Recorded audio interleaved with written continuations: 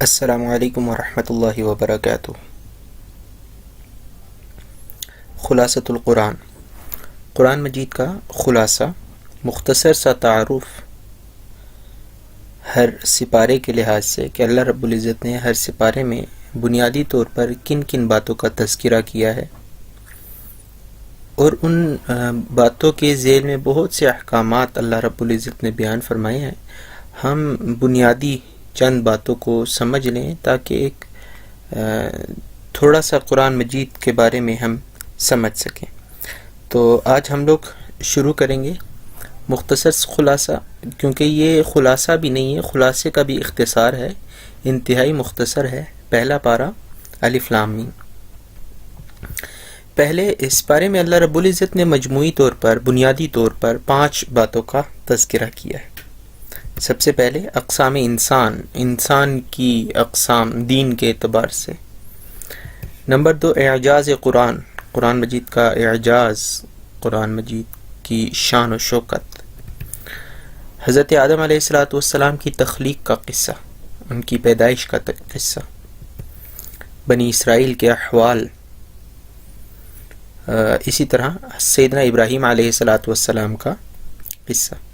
تو مجموعی طور پر اس پہلے بارے میں 5 باتوں کا تذکرہ کیا گیا ہے۔ تو سب سے پہلے اقسام انسان کی قسمیں۔ اللہ رب العزت نے بتایا کہ انسان کی اقسام میں سب سے پہلے سچے مومن ہیں، اس کے بعد پکے کافر۔ ایک انسان یا تو مکمل مسلمان ہوگا یا مکمل کافر ہوگا۔ تیسرے نمبر پر وہ ہیں منافق۔ پھر اللہ رب العزت نے بتایا مومنوں میں 5 قسم کی صفات پائی جائیں گی۔ جو مومن ہوگا، سچا مومن ہوگا، اس میں 5 صفات پائی جائیں گی۔ نمبر 1 ایمان بالغیب، غیب پر ایمان رکھے گا۔ نمبر 2 نماز قائم کرے گا۔ نمبر 3 انفاق، اللہ کے راستے میں خرچ کرے گا۔ نمبر 4 اللہ کی تمام کتب پر ایمان رکھے گا۔ نمبر 5 یقین بالآخرہ، آخرت پر یقین رکھے گا۔ اس کے بعد اللہ رب العزت نے پکے کافروں کا تذکرہ کیا، ان کے بارے میں اطلاع دی اللہ رب العزت نے، اور فرمایا کہ اللہ نے ان کے دلوں پر، ان کے کانوں پر مہر لگا دی ہے، وہ چاہتے ہی نہیں ہے کہ ہم ایمان لے کر آئیں، تو اللہ نے ان کے کانوں پر، ان کے دلوں پر مہر لگا دی، آنکھوں کے آگے پردے ڈال دیے۔ تیسری قسم کے لوگ منافقین، اللہ نے ان کی خصلتوں کا ذکر کیا۔ ان کے اندر کیا کیا خصلتیں ہوں گی؟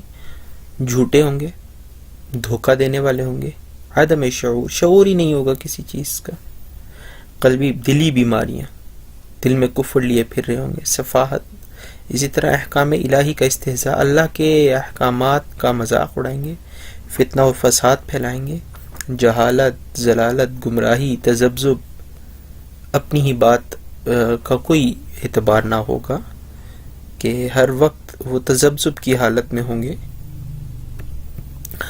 اچھا، اس کے بعد اللہ رب العزت نے اعجاز قرآن کا اعجاز، کہ اللہ تعالیٰ نے حروف مقطعات کا تذکرہ کیا چند صورتوں کے شروع میں، جن میں قرآن کی عظمت کا بیان ہوئی۔ حروف مقطعات الف لام میم صاد، یہ سب حروف مقطعات کہلاتے ہیں۔ اللہ رب العزت نے جن صورتوں میں قرآن کی عظمت بیان ہوئی ہے، ان کے شروع میں حروف مقطعات ہیں، یہ بتانے کے لیے کہ انہی حروف سے تمہارا کلام بھی بنتا ہے اور اللہ کا بھی، مگر تم لوگ اللہ کے کلام جیسا کلام بنانے سے عاجز ہو۔ اس کے بعد اللہ رب العزت نے سیدنا آدم علیہ السلام کی تخلیق کا قصہ بیان کیا۔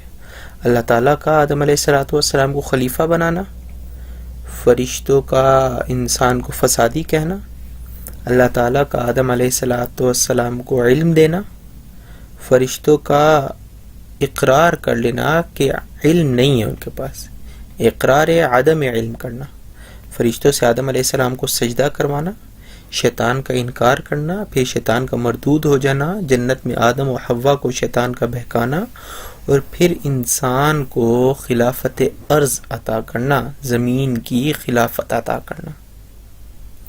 اس کے بعد آگے اللہ رب العزت نے بنی اسرائیل کے احوال ذکر کیے، کہ اللہ رب العزت نے انہیں خوب نوازا،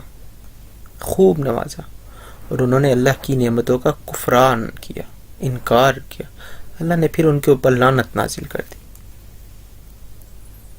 اسی پہلے سپارے کے اواخر میں، بالکل آخر میں، اللہ رب العزت نے سیدنا ابراہیم علیہ الصلاۃ والسلام اور ان کے بیٹے کا قصہ بیان کیا کہ حضرت ابراہیم علیہ الصلاۃ والسلام اور ان کا اپنے بیٹے کے ساتھ مل کر خانہ کعبہ کی تعمیر کرنا اور پھر اللہ تعالیٰ سے اسے قبول کروانا اور پھر توبہ اور استغفار کرنا۔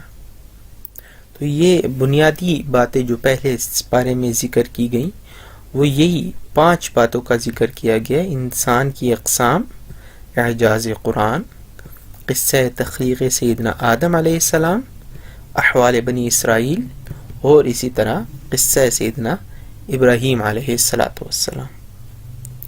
مجموعی طور پر، بنیادی طور پر اللہ رب العزت نے پہلے اس بارے میں ان چیزوں کا تذکرہ کیا ہے اور ان کے ذیل میں بہت سی چیزوں کا ذکر کیا ہے۔